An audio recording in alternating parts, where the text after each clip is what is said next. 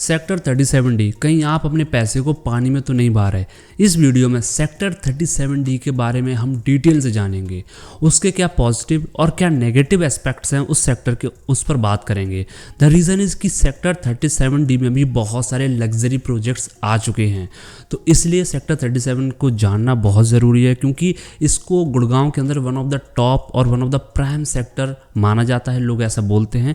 तो थोड़ा सा इसको समझेंगे कि ये कितना प्राइम है और इसके क्या क्या नेगेटिव साइड्स हैं। तो आइए इस सेक्टर को थोड़ा सा जानने की कोशिश करते हैं। तो अभी आप गुड़गांव का मास्टर प्लान देख रहे होंगे। तो गुड़गांव के मास्टर प्लान में सबसे पहले हम इसकी लोकेशन को समझते हैं, क्योंकि इसकी लोकेशन समझना बहुत इंपॉर्टेंट है। तो अभी आप देख पा रहे हैं सेक्टर 37D, ये जो आपका सेक्टर 37D है, ये आपका कम्प्लीटली रेजिडेंशियल सेक्टर है। इसके नज़दीक में आपको 37C भी दिख रहा होगा, तो ये दोनों ही रेजिडेंशियल सेक्टर हैं। अगर हम इस सेक्टर की बात करें तो ये आपका लगभग 250 एकड़ के आसपास है। ये जो सेक्टर है, इसकी सबसे बड़ी जो यूएसपी है वो है कि ये bang on Dwarka expressway, just आप सामने देख पा रहे हैं, ये आपका द्वारका एक्सप्रेसवे बना हुआ है। अगर हम इसकी कनेक्टिविटी की बात करें तो इसकी कई जगहों से कनेक्टिविटी बनती है, जैसे कि आप देख पा रहे होंगे। अगर हम दिल्ली से बात करें, फ्रॉम द्वारका, अगर आप दिल्ली द्वारका से आते हैं तो वहाँ से आपकी डायरेक्ट कनेक्टिविटी बनती है सेक्टर 37D की द्वारका एक्सप्रेसवे के थ्रू। और अगर हम बात करें तो अगर आप जैसे गोल्फ कोर्स एक्सटेंशन की बात करें, अगर आप गोल्फ कोर्स एक्सटेंशन रोड से जाते हो, यहाँ पर आपको वाटिका चौक मिलता है, फिर उसके आगे आप जाते हो तो SPR मिलता है, फिर CPR मिलता है। तो जैसे ही आप ट्रम्पिट फ्लाईओवर को क्रॉस करते हो तो वहाँ से द्वारका एक्सप्रेसवे से सीधी आपकी कनेक्टिविटी बनती है।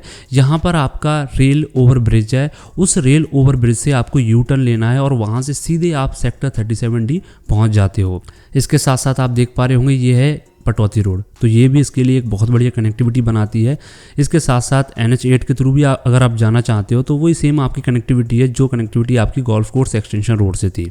इसके बाद अगर हम बात करें तो सेक्टर 37D के नज़दीक में आपको दिख रहा होगा ये पूरा का पूरा एरिया, जिसमें आपको sector 36B, sector 37B, 37A, 36, 37, ये सारे जो सेक्टर्स हैं, ये एरिया पूरा का पूरा है इंडस्ट्रियल एरिया। और अगर हम बात करें ये जो एरिया है, ये 37D की एक बहुत बड़ी यूएसपी है। क्यों? क्योंकि इसी एरिया के अंदर आपकी 1000 एकड़ की ग्लोबल सिटी आने वाली है, जो कि प्रपोज्ड है, आने वाली है। तो इसके साथ साथ में आपको इसके साइड में सेक्टर 9B दिख रहा होगा, जो कि पूरा का पूरा ओपन स्पेस है। अगर हम ओपन स्पेस की बात करें तो इसमें आपके sports ground, stadium, play grounds, parks, water bodies, ये सारी चीज़ें इस सेक्टर्स में आने वाली हैं, क्योंकि ये ओपन स्पेस है। इसके अलावा और अगर हम बात करें जो इसके सबसे बड़ा इसके लिए बेनिफिशियल है वो है माय डियर फ्रेंड, आप इसके पास में देख पा रहे होंगे, इसके जस्ट सामने सेक्टर 88 और 88B है। और सेक्टर 88, 88B दोनों ही रेजिडेंशियल सेक्टर है, और उनसे लगा हुआ एक सेक्टर है आपका सेक्टर 88, जो कि पूरा का पूरा कमर्शियल सेक्टर है। और इसका सबसे बड़ा पॉइंट ये है कि आपके पूरे द्वारका एक्सप्रेसवे पे सेक्टर 114, 115 के अलावा ये ही आपका पूरा का पूरा कमर्शियल सेक्टर है, जो कि बहुत ही नज़दीक है आपका सेक्टर 37D का। तो ये भी इसके लिए एक बहुत बड़ा बेनिफिट है। और इसके साथ साथ एक और इसकी जो सबसे बड़ा बेनिफिट है वो है माय डियर फ्रेंड कि सेक्टर 37 से आपकी मेट्रो भी गुजरती है, जो कि आप मैप पर देख पा रहे होंगे। सो माय डियर फ्रेंड, ये जो अभी आपने मैप में देखा, ये सारी चीज़ें आपने देखी, ये थी सेक्टर 37D की लोकेशन, कनेक्टिविटी और इसकी क्या क्या जो बेनिफिशियल चीज़ें हैं, जो उसके पॉजिटिव पॉइंट्स हैं, वो आपने देखे। इसके साथ साथ अब जरा हम इसकी नेगेटिविटी को जानते हैं, जरा इसके हम थोड़े से नेगेटिव पॉइंट्स को जानते हैं कि सेक्टर में प्रॉब्लम क्या है। तो अभी आप मैप पर देख पा रहे हो तो आपको एक नाला दिख रहा होगा। ये जो नाला है, ये कहीं ना कहीं इस सेक्टर के लिए बहुत बड़ी प्रॉब्लम है, लेकिन इस नाले का भी सोल्यूशन ढूंढ लिया है। इस नाले का सोल्यूशन क्या है कि इस नाले को, ये जो आपका नाला है, इस नाले को कनेक्ट किया जा रहा है आपकी बादशाहपुर झील से, और जो बादशाहपुर झील है उसको आपका डायरेक्टली कनेक्ट किया जा रहा है नजफगढ़ ड्रेन से। अभी वो कनेक्ट नहीं हुआ है, कुछ उसका पोर्शन है जो बचा हुआ है, लेकिन जब वो कनेक्ट हो जाएगा, जब वो बनकर तैयार हो जाएगा, तो जो प्रॉब्लम है आपकी सेक्टर 100, 101 में जो पानी भर जाता है, वो प्रॉब्लम भी सॉल्व हो जाएगी और ये जो नाला है वो आपका पूरा कवर कर दिया जाएगा। इसके साथ साथ अगर हम बात करें तो ये जो आपका सेक्टर 37D है, ये एक वेटलैंड है, जो कि आप में से कई सारे लोगों को पता होगा और कई सारे लोगों को नहीं पता होगा। तो ये एक वेटलैंड है। अब वेटलैंड तो है, प्रॉब्लम तो है यहाँ पर ये, लेकिन इसका जो सोल्यूशन है वो है जो प्रोजेक्ट्स यहाँ पर बनाए जा रहे हैं, जितने भी लग्जरी अपार्टमेंट्स बनाए जा रहे हैं, प्रोजेक्ट्स बनाए जा रहे हैं, तो उनको इस तरीके से बनाया जा रहा है कि ये जो वेटलैंड प्रॉब्लम है इस जगह की, वो आपके इफेक्ट नहीं करेंगे कंस्ट्रक्शन क्वालिटी को या कंस्ट्रक्शन को। तो प्रॉब्लम है, लेकिन उसका सोल्यूशन है कि जिस तरीके से ये प्रोजेक्ट बनाए जा रहे हैं। और इसके साथ साथ अगर मैं आपको बताऊं, सेक्टर 37D में जो रामप्रस्ताव बिल्डर है उसका मेजोरिटी स्टेक होल्डर है इस सेक्टर के अंदर, और उसका काफ़ी जो लैंड है वो अभी अंडर डेवलप्ड है due to the lack of fund. और इसके साथ साथ अगर मैं बात करूं तो ये तो थोड़ी बहुत जो ड्रॉबैक्स थे इस सेक्टर के, वो मैंने आपको बताया कि कौन कौन सी प्रॉब्लम्स हैं, लेकिन प्रॉब्लम्स होती हैं तो उनका साथ में सोल्यूशन भी होता है, जो कि मैंने आपको बताया कि किस तरीके से चीज़ों को सॉल्व करने की योजना बनाई जा रही है।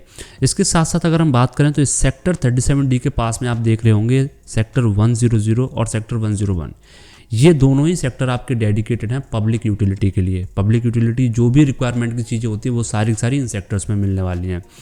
तो कुछ ड्रॉबैक्स भी हैं इस सेक्टर के, कुछ कमियां भी हैं और कुछ पॉजिटिव एस्पेक्ट्स भी हैं इस सेक्टर के। लेकिन जो सबसे बड़ा पॉजिटिव एस्पेक्ट है इस सेक्टर का वो है माय डियर फ्रेंड प्राइसिंग। ये सेक्टर आपका 37D द्वारका एक्सप्रेसवे का सबसे पुराना सेक्टर है, और सबसे बड़ी चीज़ इस सेक्टर को अंडर वैल्यूड बोला जाता है, अंडररेटेड बोला जाता है। द रीज़न इज़ प्राइसिंग, क्योंकि आप देख रहे हो कि जितने भी नए लॉन्चेस हो रहे हैं गुड़गांव में, कहीं पर भी देख लीजिए, अगर मैं बात करूं स्पेशली द्वारका एक्सप्रेसवे की, तो वहाँ पर कोई भी नया लॉन्च आ रहा है तो आप उसकी प्राइसिंग देखिए 18,000 19,000 ये प्राइसिंग आ रही है। जो सबसे बड़ा बेनिफिट है इस सेक्टर का वो ये है कि यहाँ पर जो नए लग्जरी लॉन्चेस हैं, जब आप उनकी प्राइसेस देखोगे तो वो 13, 14, 15,000 तक हैं, मतलब 13,000 से लेकर 15,000 पर स्क्वायर फीट है। तो कहीं ना कहीं एक जो प्राइसिंग वाला कंसेप्ट रहता है, तो उस मामले में इस सेक्टर के अंदर प्रॉपर्टी लेना काफ़ी बेनिफिशियल है, क्योंकि जो प्राइसिंग है वो बहुत रीजनेबल है और अंडर वैल्यूड है। तो ये एक इसका सबसे बड़ा यूएसपी, सबसे बड़ा पॉइंट है इस सेक्टर का। और सबसे बड़ी चीज़ ये बैंक ऑन द्वारका एक्सप्रेसवे है। इसके साथ साथ कुछ डेवलपर्स भी हैं जो इसमें अपना लग्जरी प्रोजेक्ट लेकर आए हैं, जैसे नवराज हुआ, आपका सिग्नेचर ग्लोबल हुआ। इसके अलावा अगर हम इस सेक्टर में बात करें, जो नए लॉन्चेस आ रहे हैं, जैसे कुछ लग्जरी लॉन्चेस भी आ रहे हैं, जैसे सिग्नेचर ग्लोबल का एक प्रोजेक्ट आ रहा है, इसके साथ साथ नवराज का भी आ रहा है। तो इन दोनों प्रोजेक्ट्स पर हमने जो है वीडियोस बनाए हैं, एक्चुअल साइड व्यू दिखाया आपको, तो आप वो वीडियोस देख सकते हैं, उनका लिंक आपको डिस्क्रिप्शन में मिल जाएगा। इसके साथ साथ अब सेक्टर 37D जो है, आप इसके बारे में और जानना चाहते हैं, इसके अलावा जो प्रोजेक्ट्स इस सेक्टर में आ रहे हैं वो आपके लिए कितना वैल्यू फॉर मनी है, उसके बारे में अगर आप जानना चाहते हैं तो आपको नंबर दिख रहा है, आप हमसे उसके बारे में जानकारी ले सकते हैं। एंड मिलते हैं अपने अगले वीडियो में, तब तक के लिए आप सभी का बहुत बहुत धन्यवाद।